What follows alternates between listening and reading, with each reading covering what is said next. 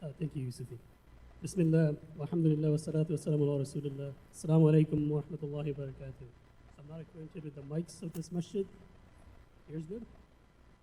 This is good? Okay, alhamdulillah. Thank you for the introduction. I don't want to take too long because I do want us to get a chance to speak with Brother Alif, hear him and Imam Taalib discuss the story of the Syracuse State. So I'll do a brief introduction and then we'll switch over to a video, and then we'll do a panel discussion during which time I'll ask you for your Q&A. We have index cards here, and we'll get some pens here. If you have any questions, please write them on the index card and pass them to the front, and I'll pass them along to Imam Taalib, and inshallah we'll try to answer those questions. So this came about, so Yusuf briefly asked me to discuss why I suggested that we do a halaqa on this. I went to King Middle, down the street from where Imam Taalib lives, on Lawrence Avenue, and in King Middle we were required to memorize parts of the I Have a Dream speech by Dr. King. And since then, every year I have tried to at least listen to the I Have a Dream speech in its entirety, at least once, particularly since MLK Day became a national holiday. On that day when I was at Northeastern, we did National Service Day, followed by, of course, all of that was preempted by the I Have a Dream speech. This year, I found myself at home and I was about to turn on the I Have a Dream speech. Alhamdulillah, Allah inspired me to turn on Imam Malcolm's last speech in Detroit. Needless to say, that is a profound speech, incredibly deep in his understanding and his knowledge, and those of us that are in the space of community development and social justice. Malcolm is somebody we look up to with immense respect, the way that he carried himself, the way that he articulated himself, and the way that he was fierce and stood up for justice and truth at all points. Well, a sort of a reflection in listening to the speech that came to me was that we generally have been acquainted with the civil rights movement and the curriculums that we've been taught at our various school systems. One of the things that I realized was that was heavy on me was the sacrifice of flesh that these individuals made, the physical flesh, the sacrifice of their means, their livelihoods, their families, and the sacrifice, the most sacred thing that Allah subhanahu wa ta'ala gifted us, their lives. And for all that they've sacrificed, there are only a few that the history books remember. We remember Dr. King, Huey Newton, remember Malcolm X and the likes. But there are so many that are whose names we do not know that are not recorded in the history books. And to me, that was a profound sort of a understanding and sort of a realization that there are so many people that sacrifice so much. For me, a Bengali immigrant, to be an American in 2018, enjoying all the rights and the privileges that I enjoy. One of those hidden history, as today's aptly titled, was the story of the Syracuse 8. It's something that Brother Marzouk, who is Brother Alif's son, introduced me to a few years ago. And just knowing Brother Alif over the years, we've had many conversations about it. And I found the sort of the sacrifices he and his teammates made incredibly profound and deep and courageous. And I felt like it is something that we can learn from given the current state of the condition of the world and where we are. And then for those that are activists, I was sort of interested in the lessons that we can learn from it. So without sort of taking up any more of your time, I do want to dive into this. I just briefly want to remind you sort of the context of the time that this took place in. So in 1964, Imam Malcolm X was assassinated in New York. In 1965, the Immigration Act passed, which allowed a lot of us from countries that are non-Western countries to immigrate to the country, and took away the quota system for the first time in the history since the founding of the United States. In 1968, Dr. King was assassinated. In October 16, 1968, two African-American sprinters at the Olympics, Tommy Smith and John Carlos, won the gold and the bronze medals in the 200 meters race. And when they took to the podium for the medal ceremony, they wore black socks without shoes and civil rights badges, lowered their heads, and each raised their black gloves, just as the Star-Spangled Banner was displayed in demonstration of their solidarity with African-American freedom movement in the United States. And Imam Taalib just demonstrated to us that iconic sort of image. So I encourage myself and all of you to sort of go home, when you do go home, to look onto those specific events. There are so many more that Alif and Imam Taalib can talk about, but without further ado, inshallah, let's look at the document. Bismillah.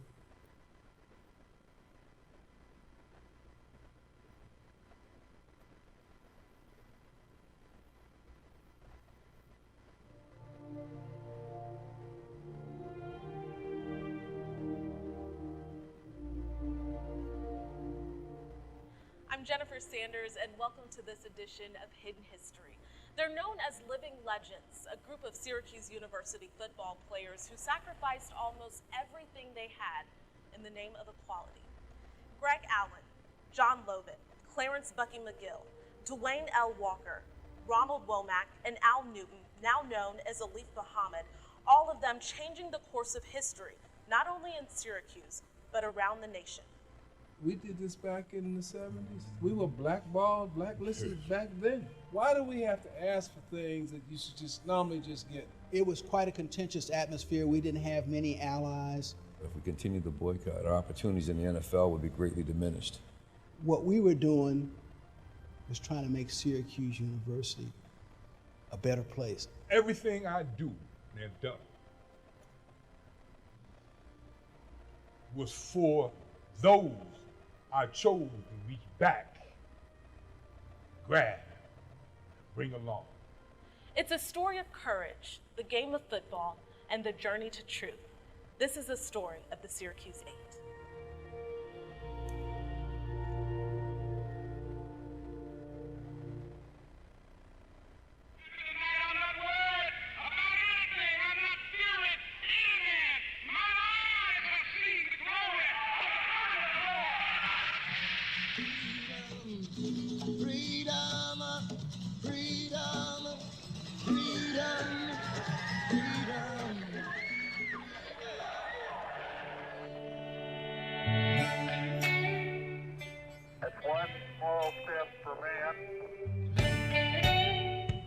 These groups staged marches in many cities.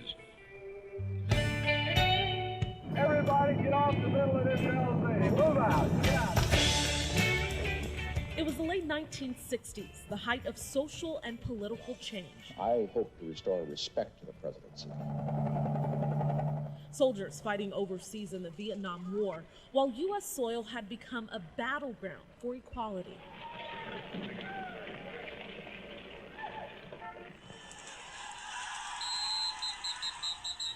But away from all of that, a young group of African-American men attending Syracuse University, and they were living out their wildest dreams. I'm a first-generation college guy.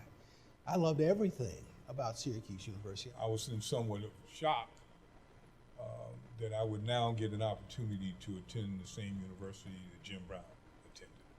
And being a Cleveland Brown fan at that time, that even exacerbated the feeling that I can get a chance to go to a top-notch school. Well, like most young men, one of my heroes, of course, was Jim Brown. And I knew that Ernie Davis was the first African-American to win the Heisman at Syracuse. Floyd Little was maybe several years my senior, and he had gone there. And so, and I'm originally from New Jersey. So it looked like a place, or seemed like a place where African-Americans, especially football players, could do well.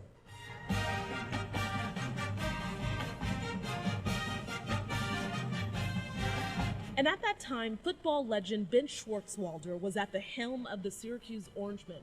The World War II hero had turned a dismal team into an unprecedented powerhouse, winning the national championship in 1959.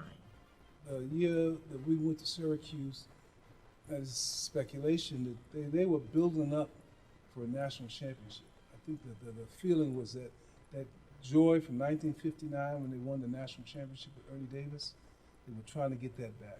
And they recruited us. And it was a core of us that were special players. While many universities of that time wouldn't let people of color play football, Schwartzwalder was known for recruiting and developing black players like Jim Brown, Floyd Little, and Ernie Davis, the first African-American to win a Heisman. Ernie Davis was a saint. He was such a wonderful person. If you knew Ernie Davis as much as a half hour, you were greatly impressed.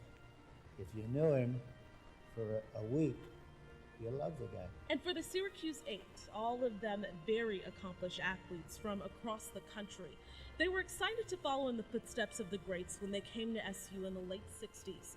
But early on, there were some signs that that legacy they were stepping into wasn't all that it seemed. My coach picked me up at the airport. And of course, I grabbed my bags, I throw them in his car.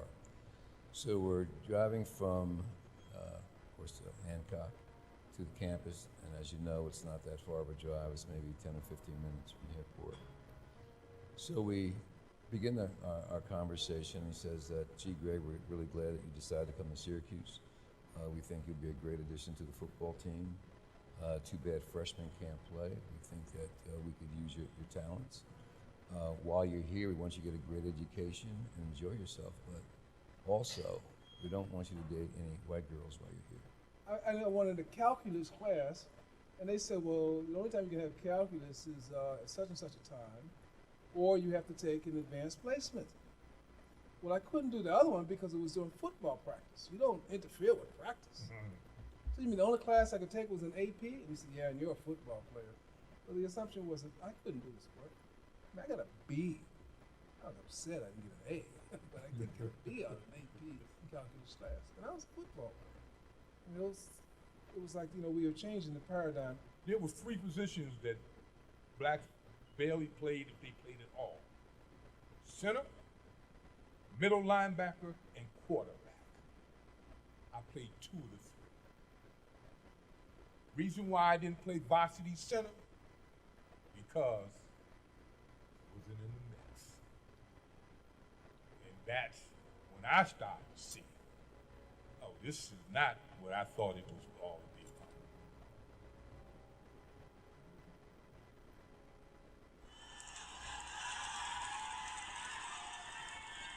We played the University of Wisconsin. Mm-hmm.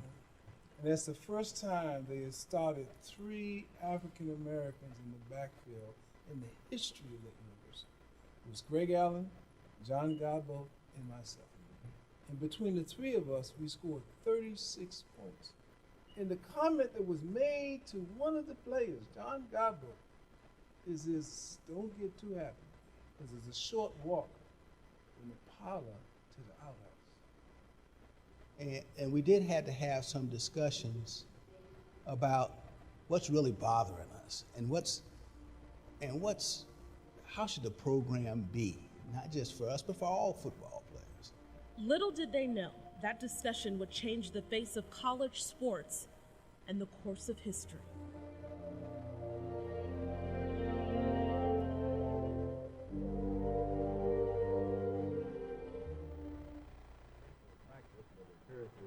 Put him up too much. Here he comes to the bottom of your screen to be lined up on the wingback side of the Syracuse offense. It's a 2nd down and 5 for Syracuse at their own 48.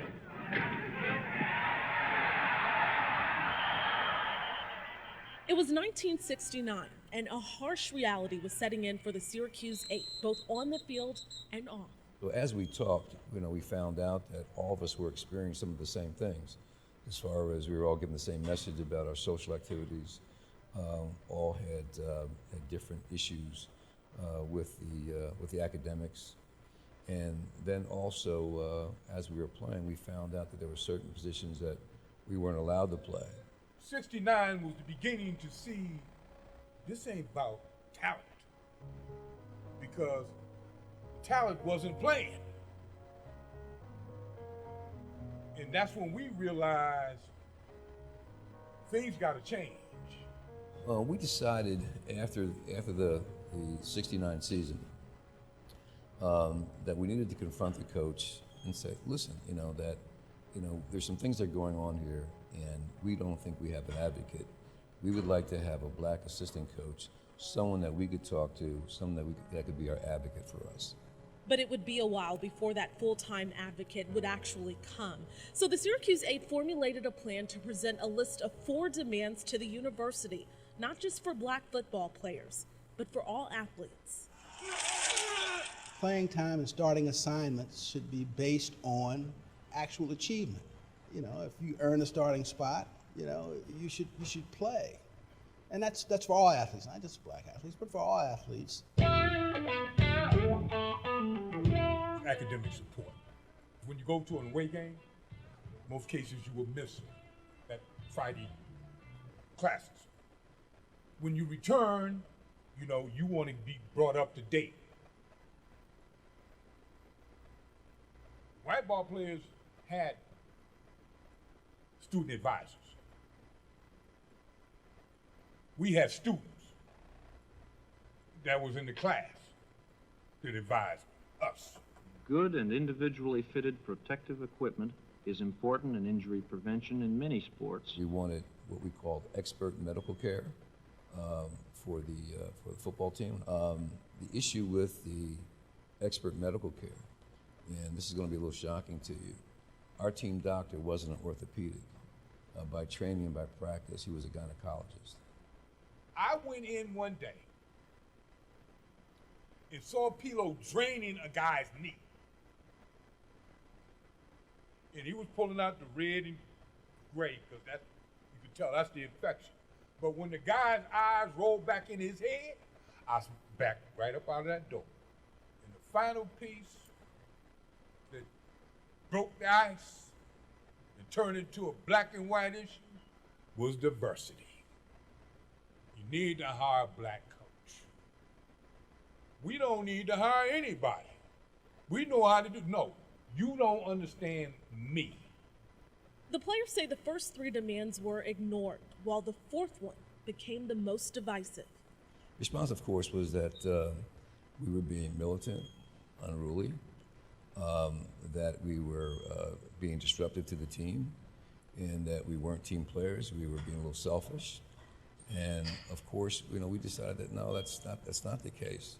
We're just looking for fair, equitable treatment. So they found another way to get the coach's attention, but they never realized it would capture the attention of the entire nation.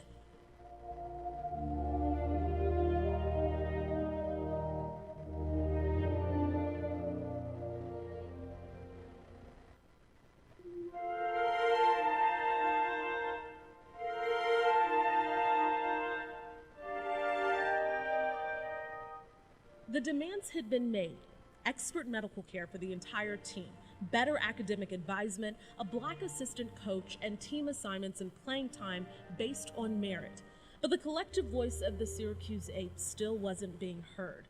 That all changed, though, the spring of 1970, with the boycott of spring practice.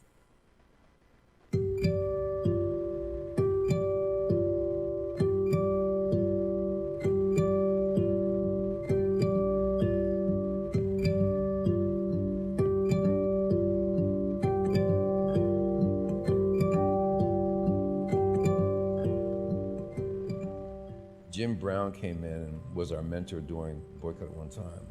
And Jim very plainly told us that if we continued the boycott, that our opportunities in the NFL would be greatly diminished. It was an unacceptable practice. The boycott made national headlines. And I thought we had that game, man, but right at the very end, things looked bad. What went wrong, man? Radio legend Dr. Rick Wright remembers the exact moment when he heard the news. I turn on to 81, the signal is loud and clear. The news comes on the radio, and the newscaster indicated in his newscast that the Negro football players at Syracuse University were striking the team, citing racism. And then I kind of took a deep breath, and I said, oh my God. But the players had no control over the narrative. Really didn't bother to interview us. Did you get one interview at least? No. In many cases, we were demonized as radicals, malcontents, revolutionaries, and so we were demonized quite a bit. And that, that was in the media, but that was on campus too. Not so much the student body, but the faculty and administration was split. Over the summer, Schwartzwalder claimed he sent letters telling the Eight to contact him by August or they'd be dropped from the team. The players said they never received those letters. Then weeks later, Schwartzwalder invited two players to come back. One of them rejoined the team. The other, Greg Allen, said no. When I asked the coach about the situation of the other seven, they said that they hadn't invited him back, but they still wanted me to come back and play. And so I told the coach that, well, since we all committed the same act, if vindication was for me, then it should be vindication for all. The Eight were later given a reinstatement document, but they never signed it. We were invited back and we had to sign a letter saying that we were wrong for boycotting, walking off the field, and violating the code of athletes. You're supposed to be at practice. And we outright, we're not signing that. A state commission stepped in, and the 8 were invited back to practice in September. But when they walked on the field, they were declared ineligible for different reasons and eventually suspended from the team. When we boycotted, I was a rising senior. I was going into my senior year, and I never played again. Many of them talented enough to go to the NFL, but their dreams never became a reality.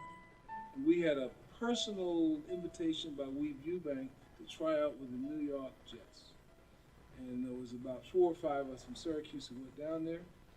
And Weave Eubank, I'll never forget this, he walked out on the field and he said, "Newton, McGill, Walker, aren't you the boys from Syracuse?"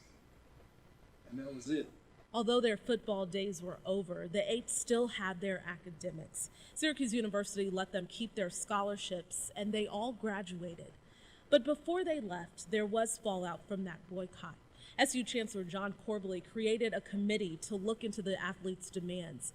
This lengthy report details a 10-week investigation, including interviews, that found, quote, the incidents relating to each of the allegations did occur. There was a line in the commission's report that, of course, I'll never forget. It says that institutional racism existed at Syracuse, both on the football team and at the university. And it was something that was unbecoming of the university, and the university needed to make a change. The Syracuse 8 had paved the way for change, but that still couldn't erase all of the pain. 36 years later, though, life as they knew it would change forever.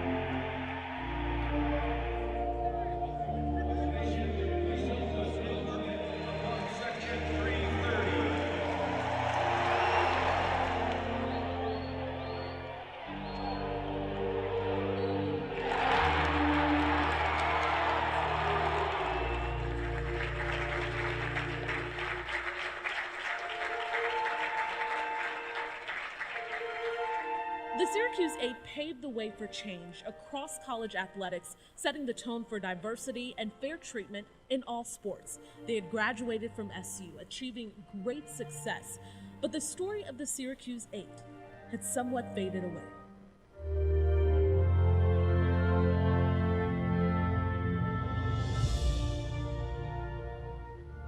And we were moving on with our lives and our professions and our families, here, you know, we hadn't even spoken to our children about it. Until 2006, when not only their children, but the entire nation would hear their story loud and clear. They were told that Syracuse University was giving them the Chancellor's Medal for their courageous fight some 36 years earlier.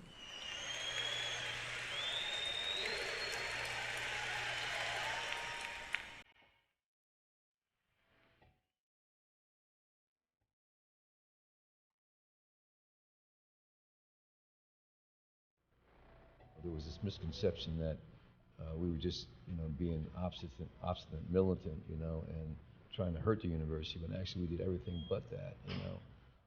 So to receive that medal for courage, it was just such a vindication, such an uplifting moment in my life. If you want to see grown men cry, that would have been the moment. And at halftime at the Louisville game, they gave us jackets, which we earned in 1969 and didn't receive until 2006. That's why it looks brand new. And they gave us, all this was planned out, and they wanted to publicly apologize to the Syracuse. And they wanted us to run out of the tunnel like we did in our playing days. And we gave them a look like, "Are you nuts?" You know, we don't have two good knees amongst all of us. We got relevancy now because the chancellor has elevated us where we had never, ever thought we would be. They never imagined the impact they would have on SU in the years to come. You see diversity throughout our campus all the time. And so some of the trials and tribulations that the Syracuse 8 went through, they became the trailblazers for what our student athletes now can come accustomed to by being here at Syracuse University. Their strength is now on display for millions to see inside of the Carrier Dome. But the emotional weight of their journey, at times, still remains. And as a young man, child,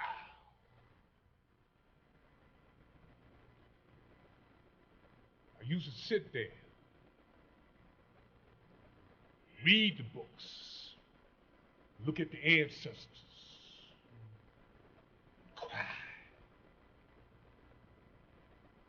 feel their pain, understand the suffering.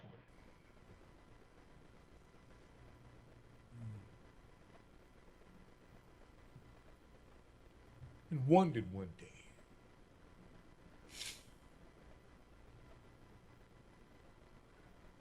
would my story ever be told?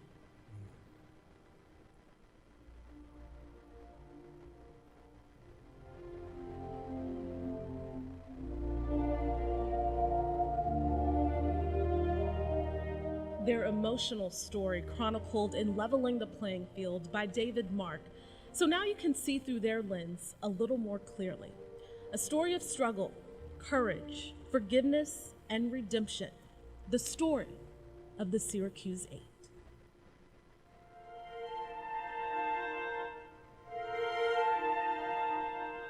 The journey of the Syracuse 8 is far from over. They now have an endowed scholarship fund at Syracuse University to help young African American and Latino students who are involved in their community.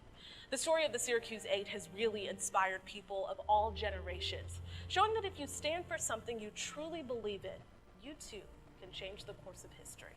I'm Jennifer Sanders. Thank you so much for joining me for this edition of Hidden History.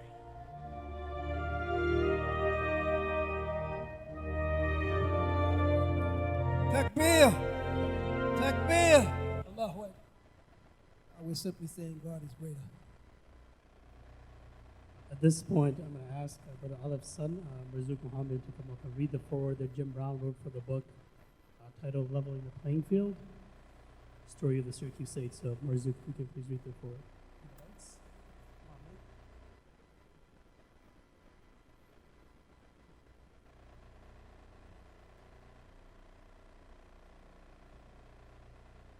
Lights.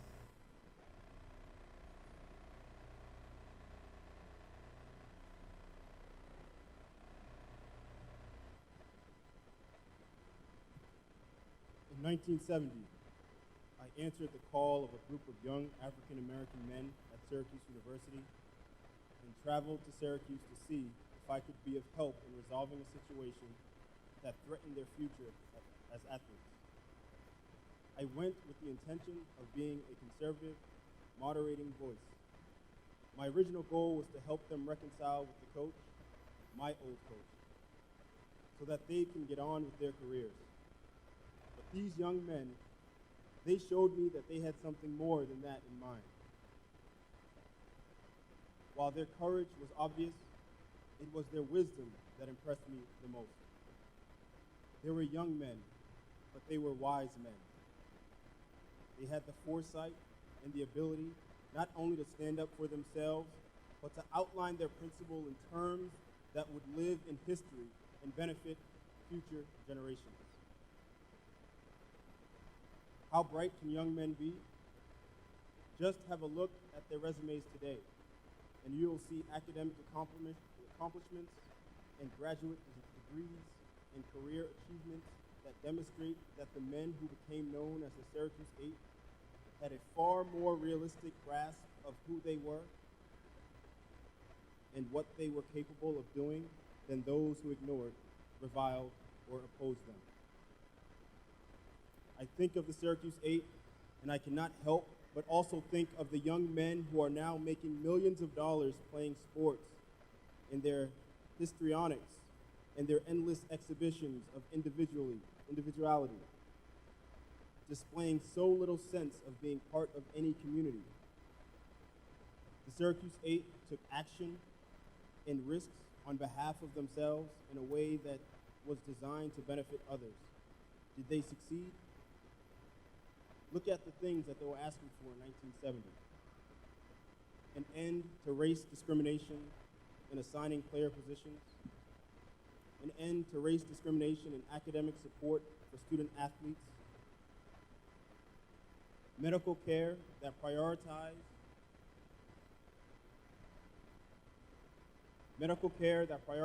the health of athletes above patching them up for the next game, and a diverse coaching staff capable of relating to the needs of all the team members. As punishment for these demands and demanding these conditions that are now taken for granted by student athletes entering any collegiate sports program in the nation, they were denied their careers as athletes. This was also done to Muhammad Ali when he was stripped of the heavyweight boxing championship for standing up for his right to protest the Vietnam War. This is what was done to Nelson Mandela when he was denied his place among his people and thrown into prison for 20+ years. If you have the privilege, as I have had, to talk to the members of the Syracuse 8, you will hear no sense of bitterness or revenge in their voices as they recount their stories. Instead, you are impressed by the humbleness and the humility that grow out of their appreciation of what they were able to accomplish for others. It is my personal hope that some of those others will read this book, know the names of their benefactors, and be influenced to follow in their footsteps. Jim Brown. Takbir. Takbir. Takbir. I'd like to say that was the Jim Brown, right? The greatest football player in the history of football, and also the greatest lacrosse player in the history of lacrosse.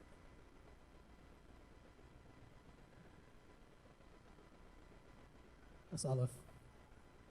Marzouk, thank you so much. I know that you went through a lot to get here to do this, so I thank you for that.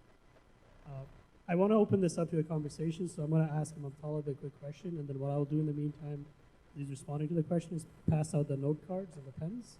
I'll pass them out on this side. Jacob, you can help on this side. That'll be great. And if you want to take the mic and ask a question, then you're more than welcome to do so, and I'll provide the microphone to you. But if you don't feel comfortable speaking out, or much of the write your question, that's also fine. The question that I want to ask you, Imam Taalib, and I spoke to Brother Alif about this to come to the masjid today and sort of share the story of the Syracuse 8 and his personal story, interaction with the Syracuse 8.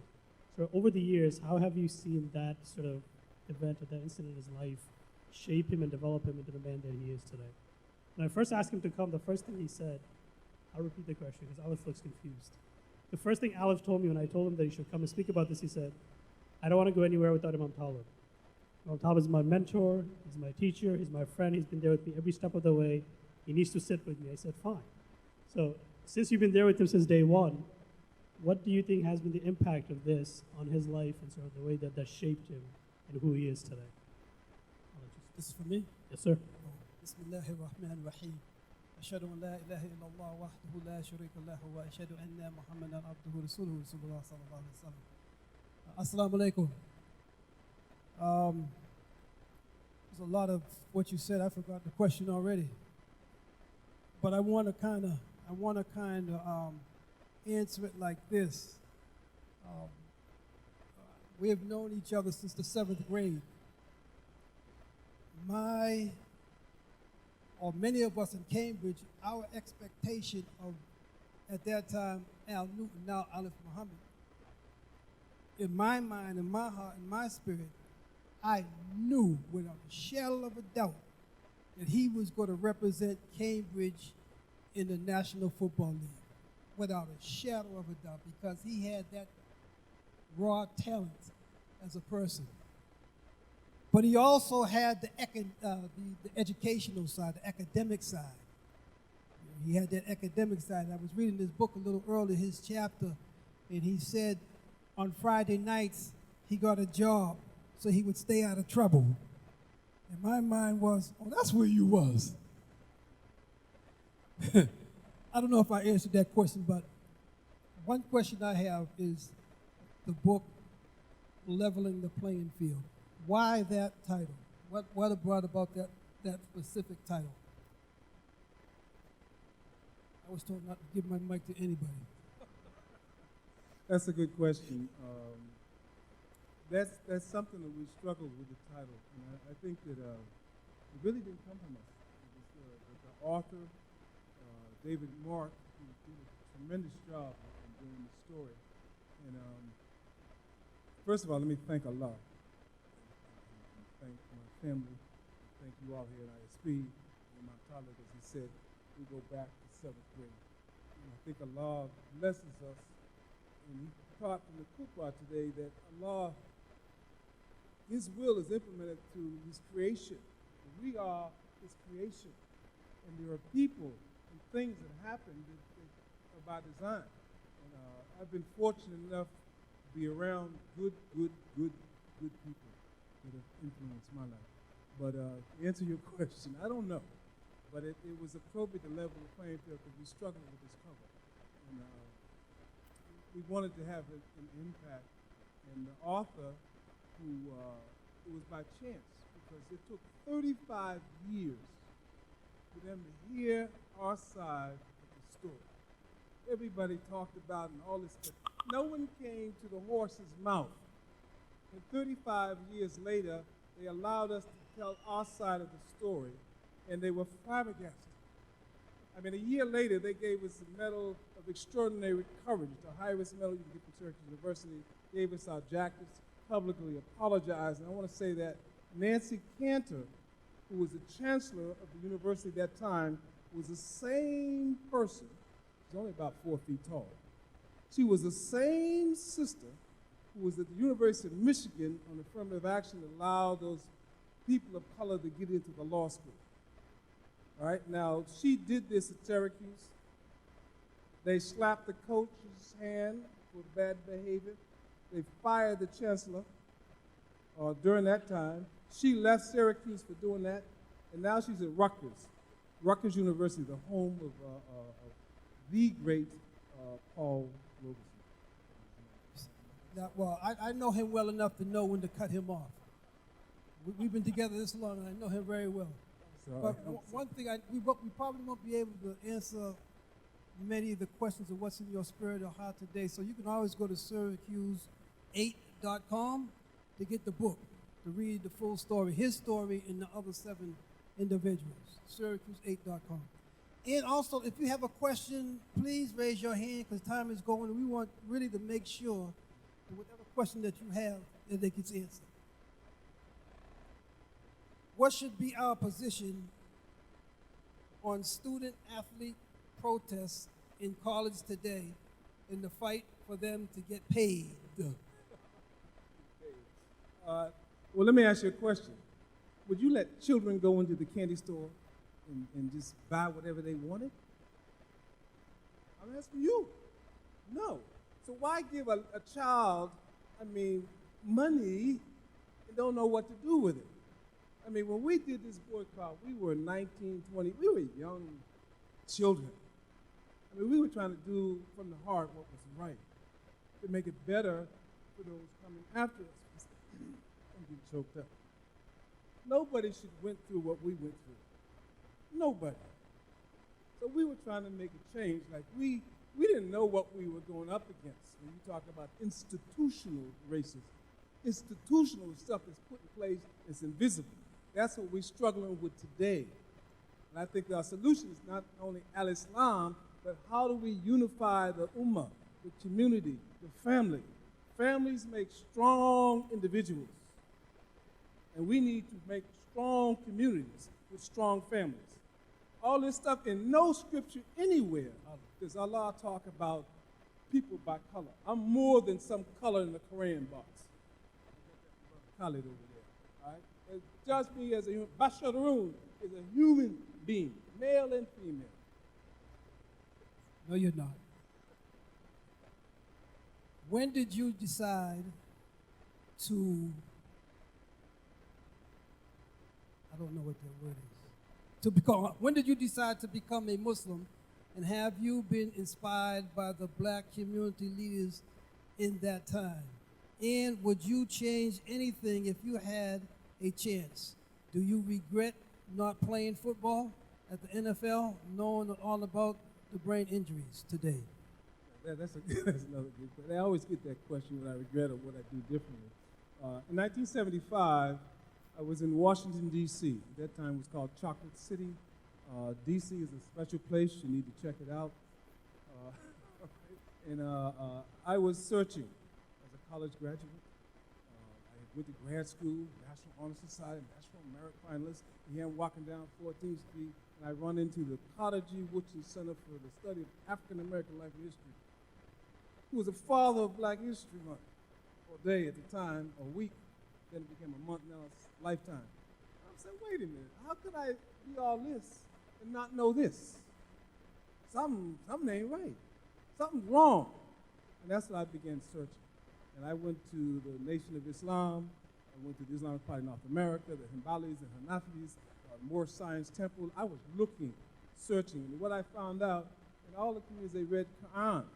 Everybody had their little twists, but it was the Quran. So that's what guided me. Well, let me get this book. And then was a lot of people, Hadith. Let me Quran.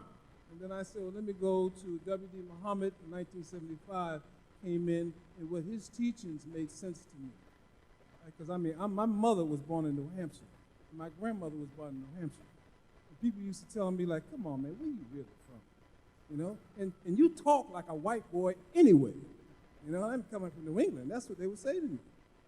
Right? But the answer to the other part, what's the other part? Oh, regret. Yeah, that question, the regret. I have, my wife is over here. My wife, and we have 7 children, alhamdulillah. My son who read the forward. My grandson who's running around here somewhere. 6 grandchildren and 1 on the way. You mean to tell me to give all that up? What are you, nuts? That's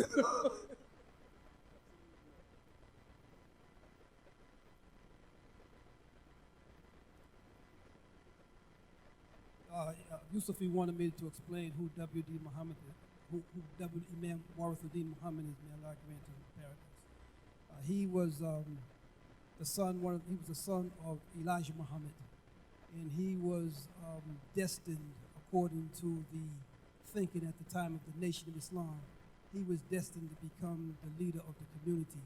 And then in 1975, on the death of Elijah Muhammad, the entire community of that time, the Nation of Islam, voted Imam W.D. Muhammad into office, and he began to bring us into the universality of the Quran and Muhammad ibn Abdullah sallallahu alaihi wasallam. So basically, that's who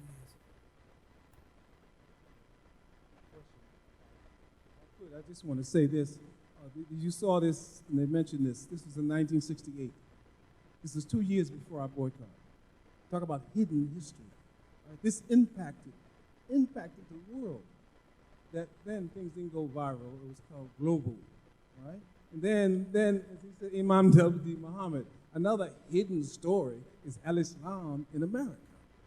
All right? This Islam, Al-Islam in America. From the Honorable Elijah Muhammad, people get uptight when you mention him, but he had a job to do, to clean us up and get us ready for his son to take us to the next level. People sometimes always talk about Malcolm this, Malcolm that, Malcolm. After he's dead, they do all this talking. But you know, one of Malcolm's nicknames was Satan. Satan. And the Honorable Elijah Muhammad converted Satan. Yes, sir. What was the question? You just had a comment. Go ahead. What's your thoughts? I'm sorry. Please, more questions. It's better dialogue here with you. Now, this is, we're studying Quranic Arabic, tasbih, similes. This experience we went through, what helped us, that support us was our brotherhood, our teamwork. we were able to lean on each other when we needed one another. Through the love of our brotherhood that kept us strong, gave us the courage and the ability to make the sacrifice and the commitment that we had. We bonded like, listen, all of us are we're going to make sure all of us do well. We lost one brother who flipped out because he wanted to play football. All of us wanted to buy a house for our mothers, and he didn't quite make it. All the rest, out of the 8, there was 9 of us. Out of the 9, 5, all 8 graduated. Of the 8, 4 got master's degrees, and of the 4, 2 of them got doctorates, a Juris Doctorate and a PhD. Right? And we were so-called jocks. I didn't like that. It was football players. Now, understand, this is football, not soccer, the world that everyone plays. This is a football, but team sport. You know, American, beat each other up like being in the Coliseum, like gladiators. All right? You gotta forgive me, I'm a teacher, I'm not a preacher. Right? You could have fooled me. Just a quick question, Omar, because I took 2 questions from the brother's side. I want to be equitable in this, so do the sisters have any questions? You can raise your hand.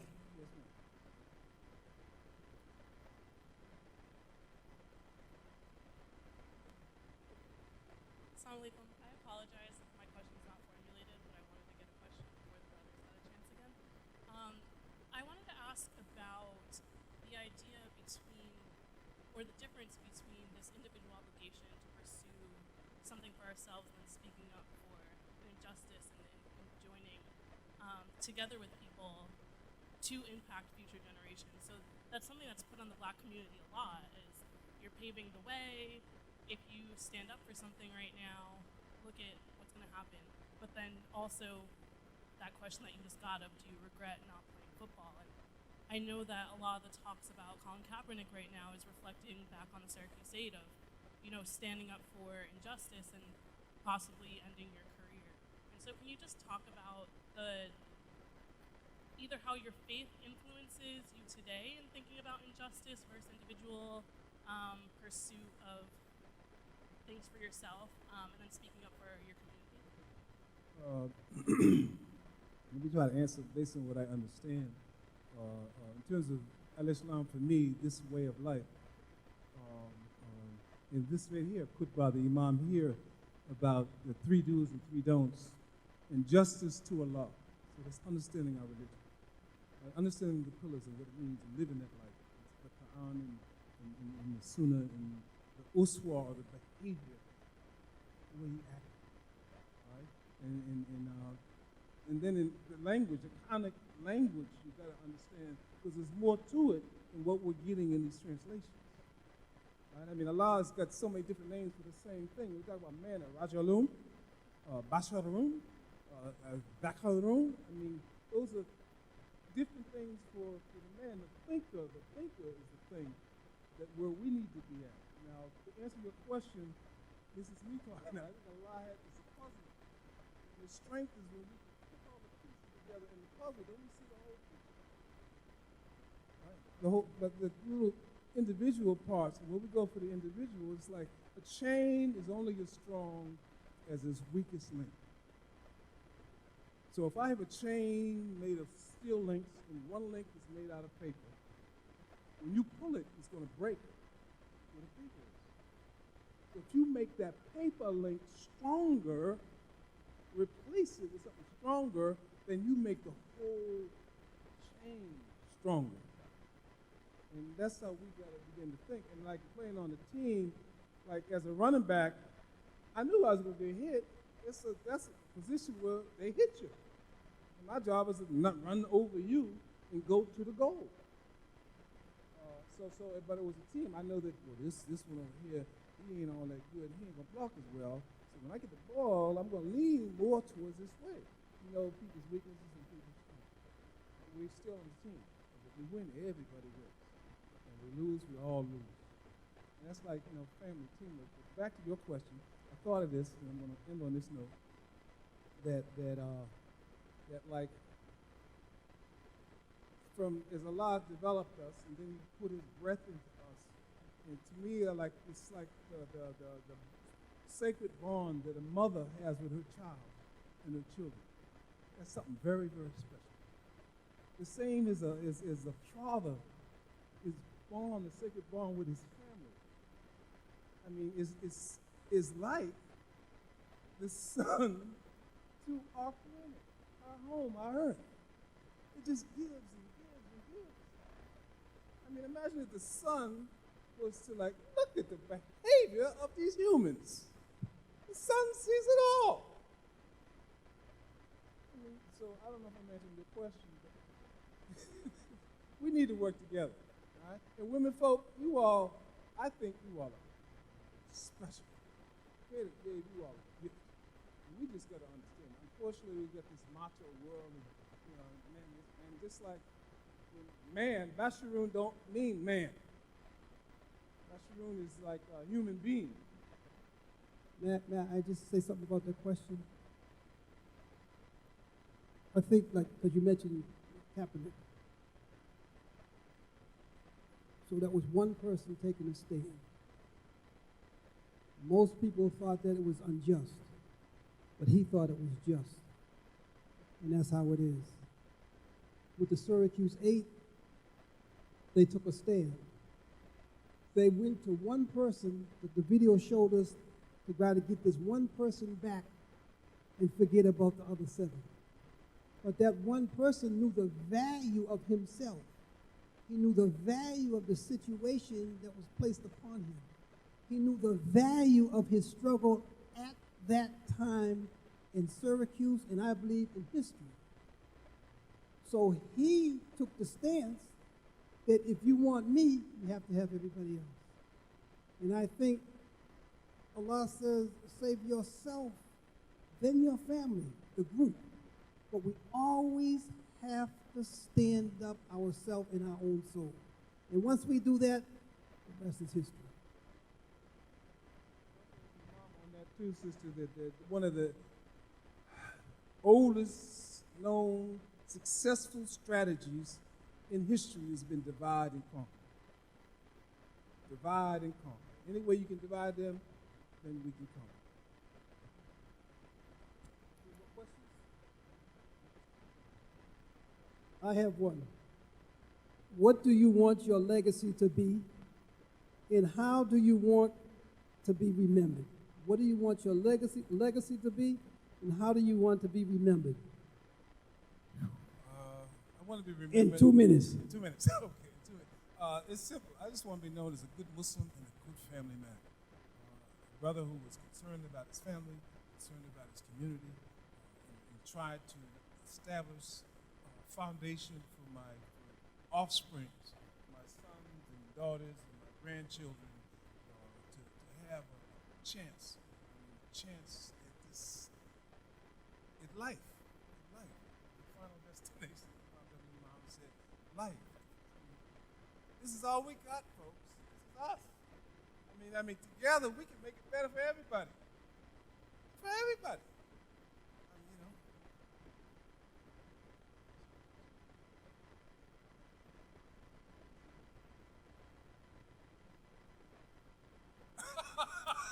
Wait, but you didn't know? You couldn't pick them out? You couldn't pick me out? Most of the dogs, it takes 3 or 4 guesses before they get me. But I was number 39. But young people pick it out right away.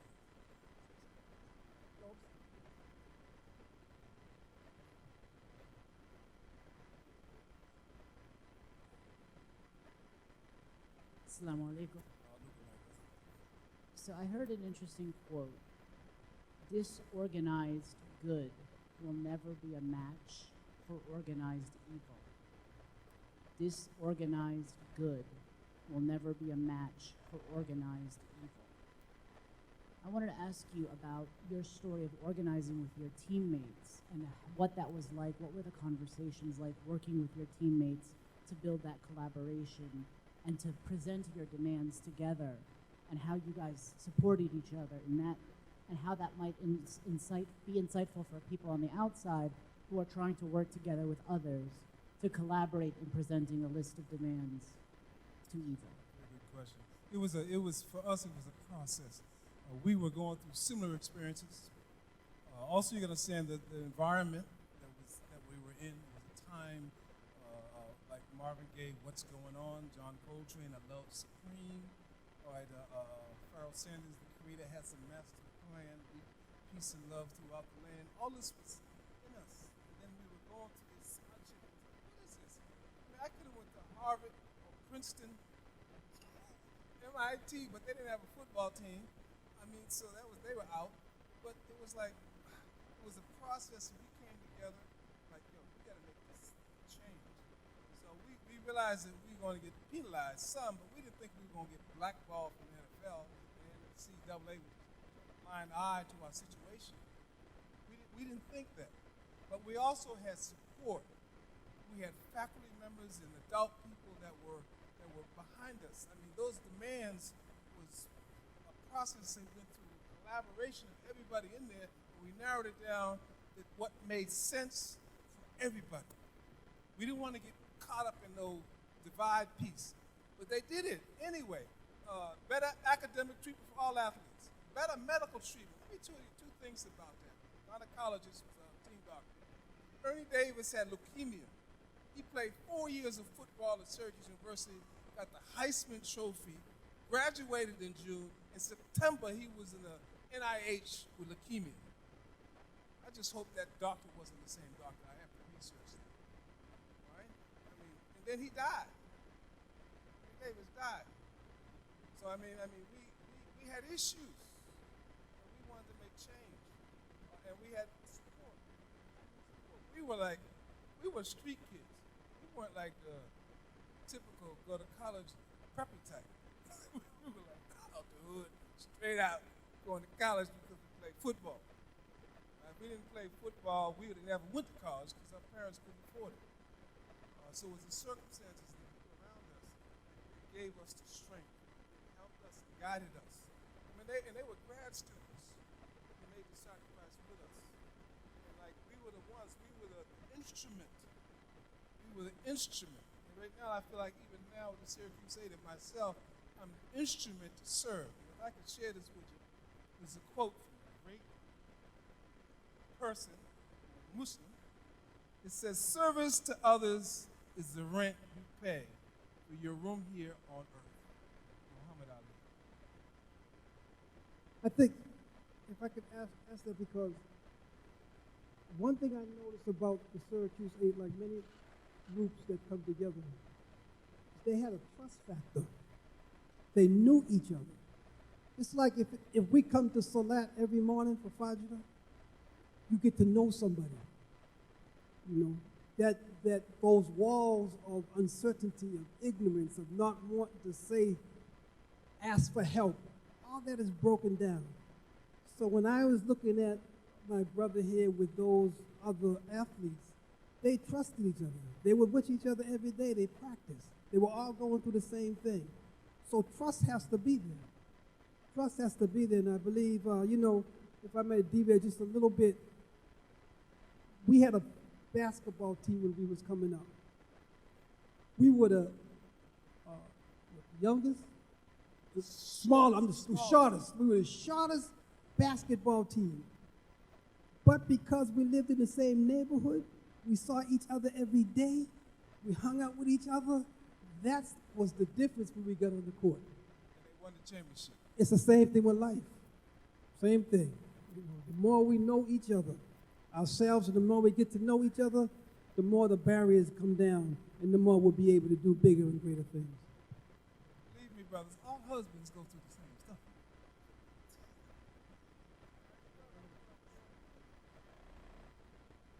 You should get yourself into trouble, though. Sisters, do you have any further questions? Because I have a question here that I want to field. We have approximately 5 minutes left before the Salah is made, the Adhan is made, inshallah, and we'll pray the Isha. Another brother has a question. I'm just wondering if the sisters have any questions before I hand it off to them. Once, twice, so, all right. Oh, now, sisters, y'all ain't got nothing to say over there. Also, as he mentioned now, we do have the book, and we will be selling the book. Brother Yusufi, I always mess your name up, Yusufi. We have the book, we'll have a table out there, like if you're interested, I'll be here to sign it. But also, the proceeds from this book go towards the Syracuse 8 scholarship. And that scholarship is for deserving freshmen and sophomores at Syracuse University, African American or Latino, who have demonstrated leadership and community service from their neighborhoods. We've given out 2 scholarships today. Alhamdulillah. Jazakallah khair for your time, for your story, and for your example, and thank you for the organizers. Maybe inshallah we can set a goal to send some of the youth from ISBCC to Syracuse, inshallah, and to be recipients of the scholarship one day. I would ask 1 or 2 questions, and you can see which is more fit for the time. One is, for the youth, do you have any changes in how you've seen masculinity from the early days of football to now, what it means to be a man? And the second question is, how do we raise children to be courageous and principled? Thank you. First, let me say this, that some of the things that you're talking about, football, which has its downside, concussions and injuries, but it also has its upside in terms of teamwork, in terms of brotherhood, in terms of discipline, in terms of sacrifice. I mean, doing stuff. I used to be ticked off when I'd see guys out there throwing frisbees around, and I had to go to practice. Right? And when we 2 a day, when you eat, sleep, drink, football. I mean, that was the way of life. But you adjust. It's amazing what you adjust to it. But for our young people, in the book, it talks about words that we like to remind them about: courage, sacrifice, commitment, teamwork. All right, those are the kind of things. Discipline. You gotta have discipline. Allah have us doing the 5 prayers. And there's a way we do our prayers. I mean, that becomes a routine and a discipline. So when you need it, it's there. It's like in this generation, I don't want my child to go through what I went through. Bull. What you went through made you who you were. So if you shortchange them, then they're going to be starting behind the 8 ball. We need to teach and work with our children, create an environment where you got to be twice and 3 times as good. You got to be the best. That takes work. That takes work. Sometimes it's, you got to do it. I lay there after the alarm goes off in Fajr. I'm laying there, and of course, Satan's telling me, hey, listen, chill out. You get it.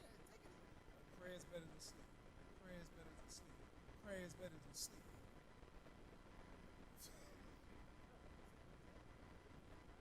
We need to know Quran. We need to understand Quran. We need to be able to apply it to the situation that we're in today, and how do we live it? Not talk it, how do we live it? We got a lot of talkers and not enough doers. Boston's good for scientists. They used to call Boston the scientist headquarters. And I had a friend who was working with my cousin, going off on the story. we were doing demo work. And my cousin said, yo, man, what's with you? Them rocks are not going to never take up into that bin. You got to use a shovel and throw it in there. He was like sciencing up the situation and want to talk to me. My cousin was more and more frustrated, like, yo, he ain't getting no rocks in, and he getting paid. No. We got to actions speak louder than words. Always. Actions speak louder than words. It's like we have the common and the revealed word. We also got the hadith. We got the hadith, the examples, the uswa, the character and behavior. Why aren't we doing this? We got the best. Why aren't we behaving like the best? What is it? So, we've been taught, my brother, that man means mind. So we have to develop our minds.